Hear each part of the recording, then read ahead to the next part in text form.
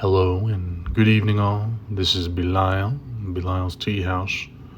Welcome to the Tea House Tunes. you know, One of my favorite science fiction settings is Mike Pondsmith's Cyberpunk 2020 universe. It was made into a video game a few years ago. Well, sort of. It's a continuation, Cyberpunk 2077. And a running joke I've had among my friend group and online, which I often comment, is this is literally a plot point in Cyberpunk 2020. And it's almost comedical at this point, or it always has been comedical, but it's starting to get a bit scary on how much is predicted within the game itself.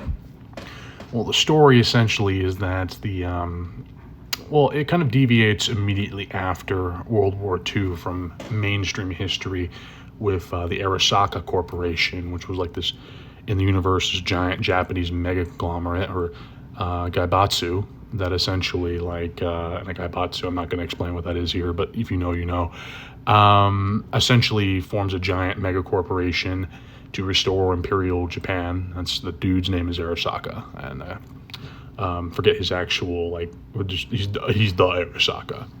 So, anyways,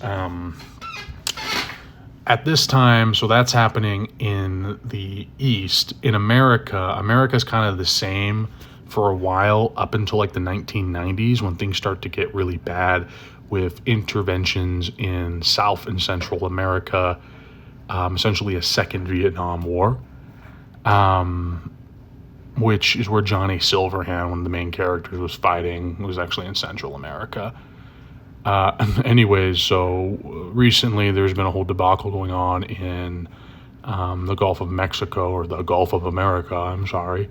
It was the Gulf of Mexico, where they've been shooting at drug cartel boats, quote unquote, which some of them may be, but don't underestimate the incompetency of the American government. I mean, we recently, back a couple of years ago, and came out recently, we had invaded basically North Korea and killed a bunch of fishermen on accident, so, whatever. Anyways, so I looked at that, I'm like, whoa, literally a plot point in Cyberpunk 2020. And I realized that might be kind of like the soy jack, kind of oh, it's just like a video game. But I don't mean it in that way. I mean it in it's getting quite ridiculous in the comparisons. You even get to the point where you have, for example, another thing would be soft secession, which is talked about a lot these days in political circles, where the states essentially want to withdraw their monetary support of the federal government, which is literally a plot point in Cyberpunk 2020.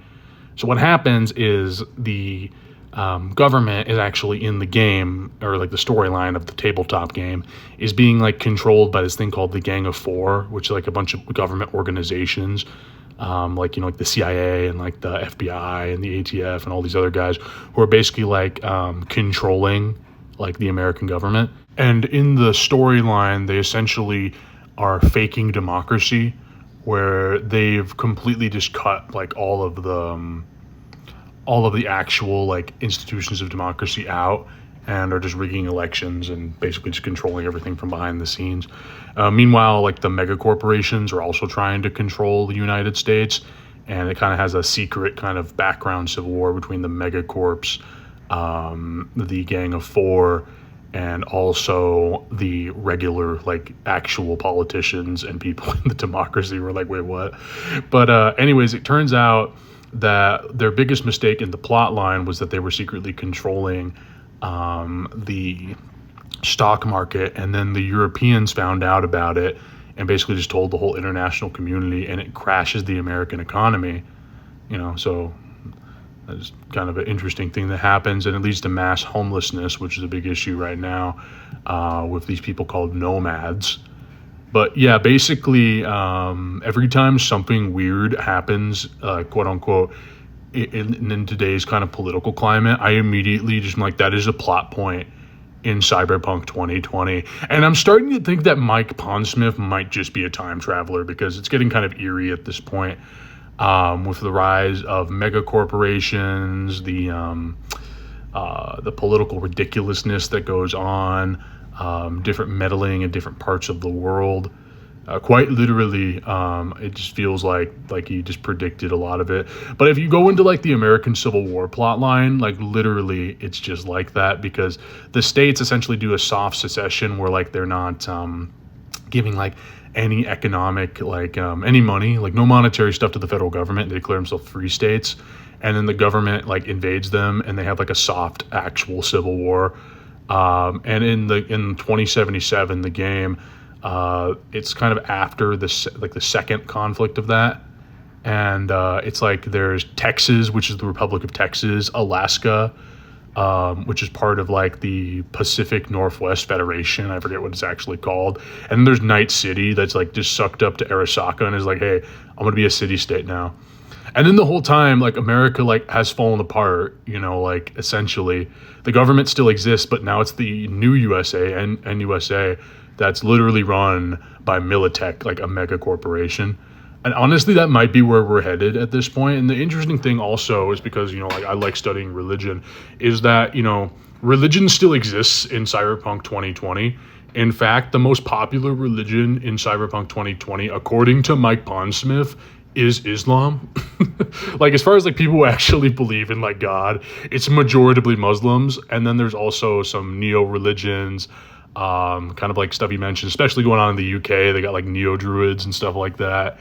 But I just thought that was interesting. I was like, oh, that's actually pretty based, But also, Judaism is really popular among nomads as well, because after like there was a conflict like with Israel, and like now there's no contact with them. And now, like, not that I'm not inflating the two, I'm just saying that there's no contact, and there was a lot of like backlash against them in the storyline, and now like they only exist as nomads, which is really cool. Like they're like this, like they preserve their traditions and are like, we worship God regardless. And it's just interesting kind of subplot that not a lot of people talk about. But yeah, Islam is actually really popular in the Cyberpunk universe as a religion. Although in Cyberpunk 2077 you wouldn't know that, because like they only mentioned it once in like a if you go to like the funeral home mission, if you go there, you can find a pamphlet that essentially is talking about how imams are debating the use of cybernetics, if it's halal or haram, which is hilarious to me. But, it was a Polish company that made this game, so, like, I don't know. Like, I'm not surprised they didn't mention anything. But, yeah, religion in Cyberpunk 2020 is, like, interesting to me. This is something I think is cool. It's like, how human can you be when you're half machine? But yeah, I just thought this would be like an interesting thing, kind of like just to make a throwaway kind of funny video where I'm like, man, like every time something weird happens, I'm like, this is literally a plot point in Cyberpunk 2020. And I don't mean that in a weird soy jack way. I mean that in a, hey, this is getting eerily similar. And I think Mike Pondsmith might just be a time traveler. Anyways, I might make more videos about Cyberpunk later. I was thinking about maybe Vampire the Masquerade, which is another setting with like really interesting religious undertones. But tell me what you guys, if you guys like this conversation, or if you want me to make more videos on like tabletop games, because I do like lore as well. Well, that's something I really enjoy. It's a bit more lighthearted sometimes than actually like discussing metaphysics, religion, or politics, poetry, Anyways, let me know what you think. Appreciate it, and you guys have a good evening, okay?